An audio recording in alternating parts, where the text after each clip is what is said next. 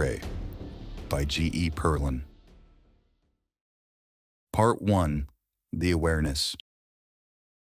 Chapter 1. It always starts out the same. Saturday, March 22nd, 2035. Deer Harbor, Washington, 3:33 a.m.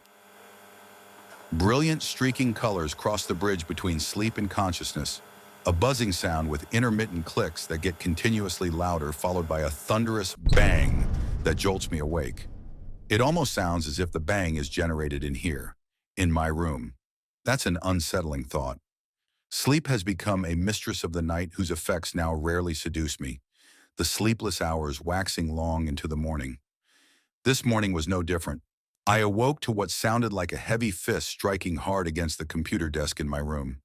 I could almost swear I heard the residual clatter of my keyboard hopping against the desk, but I can't be sure. I was in that in-between stage of waking life and the warm, thick sludge of dreamland that beckons you to ignore even the worst terrors for just a few more minutes of sleep. Contiguous to the sounds and colors, there is also a foreboding presence in the room, as if something heavy is pressing me down into the springs of my bed. A presence I cannot see or hear, but can feel. Violent, unconscious outbursts often accompany these episodes. I couldn't tell if these were simply realistic nightmares, false realities, or a little of both. Whatever the case, it had an undertone of evil. I couldn't explain how it was evil, but it carried with it the weight of something malignant. 3:33 a.m., the clock glared at me. This has been happening about once a week for the past several months, but increasing in both intensity and frequency. I am jolted awake by these nefarious episodes at 3:33 a.m. It happens regardless of my location. It's happened at hotels, at friends' houses, and even once in my car. Without fail, the clock always reads 3:33 a.m. After an episode, I am plagued with sore muscles, an aggressive headache wrapping against the interior of my skull, and a black paste covering my tongue.